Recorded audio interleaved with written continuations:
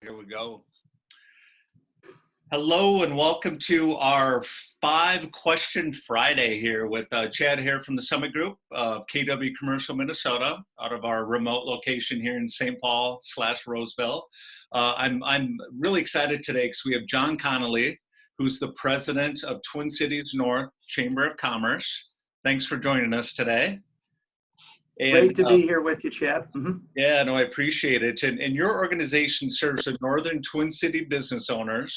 And one thing I love is your vision. The vision of the group is your company is the resource to promote business, develop leaders, and connect communities. I love that. And that's really kind of the premise of your organization and what we do as a company too, and for the most part. So I've got 5 questions for you. Tell me more about your role within the Twin City North Chamber, and also how are you supporting your clients in today's environment? Yeah. First of all, thanks again, Chad, for the opportunity to share our story a little bit here and share some of our customer stories. Because every day I'm talking to clients, whether it's virtually, whether it's online, or whether it's through our website or through other means. So thanks again. Really, my role as the president of the chamber is to be the leader and execute the policies and practices and initiatives that our board of directors, guides. And that involves advocacy, that involves promoting business, that involves getting behind certain actions, whether it be at a city, county, or state level. And so we really try to advocate and be the voice of the business at a local level. At the same time, we really want to promote businesses, whether it's through social media, through our directories, through our website, and really try to be that B2B commerce hub for people. And, with the theme being, hey, you can get a lot of resources locally. You just don't have to click on Amazon every time. There's a lot of opportunities to, get what you need at a local level. I love that. I love the promotion of the other businesses. So what are your top 3 challenges in your role today? I think, this is a theme, not being able to meet as a group. A lot of times chambers had a lot of structured meetings, whether it be legislative breakfasts like we had, or it had business councils, it had other things like that. Our adaptation to that is, for example, with the Roseville Business Council, we're meeting virtually, and that's a partnership with the City of Roseville and St. Paul Area Chambers. So we've been able to do that and do that consistently. Our next meeting's coming up, I believe, on May 27th. So, check our website out, and you can register if you're a Roseville business on that. So that's just one thing. Another thing too that I've seen is there is actually some initiatives, I think, at a local level that are percolating that involve adapting quickly. And that quick adaptation is going to be key to managing the next 2-3 months for every business coming online. And being able to upload and reset really fast is going to be a critical thing. So we're trying to share some of those resources and tactics with them at a local level. So those are just a couple of them. Sure. No, that's great. That's great. What are you seeing are the top 2 or 3 challenges of your clients today and some of your members? Yeah, it's I think, once again, that ramp up, but I think one of the things that I'm seeing is that, first of all, I have great faith in our business community to adapt quickly to the market. They're very entrepreneurial. They can come up with very creative things. I've seen when I've gone into local businesses, whether it be Alon's Byerly's on the grocery side, whether it be Office Depot on the business side, I've seen them adapt to this, distancing. I've seen them adapt to checking out a cashier. I've seen them how they process things, how they serve customers. I think moving forward, I've been part of the Minnesota Retailers Association group with Commissioner Steve Grove on how to open these last segments of businesses, especially the retailers where there's a lot of close contact.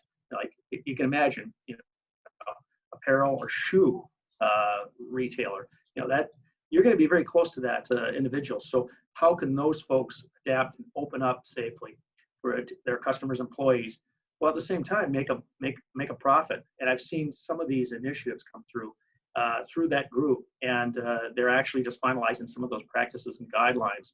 But the challenges are going to be time.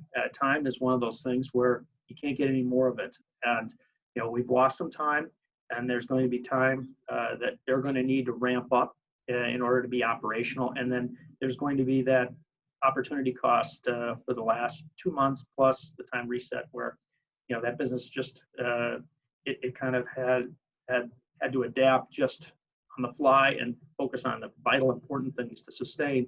They weren't forward thinking, so they kind of lost some of that, but I see that changing over the next 6 months. That's great. That's great. So fourth question: what are some of the top creative measures or business initiatives that you've seen some of your members and clients do in this? Just to be creative and to get some business or create value to their clients in this market. Yeah, the restaurant industry has really been impacted greatly by this whole thing. And a lot are doing the Bite Squad, Grubhub, all those tools that allow them to at least be operational and allow them to keep their name out in the marketplace. One of the things I've witnessed and seen an increase in demand of is the ability to communicate with their customers through their website. There has just been a huge ramp up of groups that have invested much more now in their online, plus their ability to do merchant processing online. It's just that fintech aspect is really been emphasized, and I think you're going to see more and more of that aspect that businesses have really tried to, not to say they're going to compete with the Amazons or things like that, but on a local level, they're going to really be able to, bond with their customers and then leverage that with their social media. So those are just a couple of things. Okay, thank you. So last question, what's the one thing that either you personally within the Twin Cities North Chamber or some of your clients, what do you think the one thing that you would implement or they would implement and learn from this time and use it moving forward? Yeah, I mean, every one of us had these emergency plans that were on the shelf. Usually it dealt with power outages or storms or things like that. There really wasn't one for a pandemic, was there? So I think you're going to find that a lot of folks are learning some of these lessons, and they're going to put those into some of their plans moving forward. And those systems will sometimes be normal now, but they'll be able to adapt quickly now. Those are some of the things we've learned in the past. But I want to emphasize the fact that I think everyone realizes how important local relationships are, especially when it comes to their supply chain and being able to deal with local people. And because the context of this situation is very different here in Minnesota than it is in, let's say, New York or Texas or California. And having that local relationship or local relationships with businesses that you can get sources, and you can get supplies or products, et cetera, or services from, is going to be critical moving forward, being a little closer in. And so that's a couple of the things that I've seen, and one of the takeaways I think that is going to be important moving forward. And finally, just that faith that we have the ability to be creative, and these small business entrepreneurs, medium-sized businesses, they're gonna find ways. They are solution people. They're can-do people because they've built businesses. And I just have great faith that they're going to be out there, and they are going to be coming up with creative things, not a regulator, so to speak, at the federal level or at the state level. I just think they're going to find creative ways and say, wow, that really worked well, or we should implement that, or that works really well, without it being too much of a burden on the business, and or making them raise their prices or do the things that they might have to do to implement this. I love that. I love the takeaways there in terms of relationship. At the end of the day, it still comes down to relationship, right? Yes. Your organization does a great job of being a connector for those relationships. Yep. So that's what we try to do.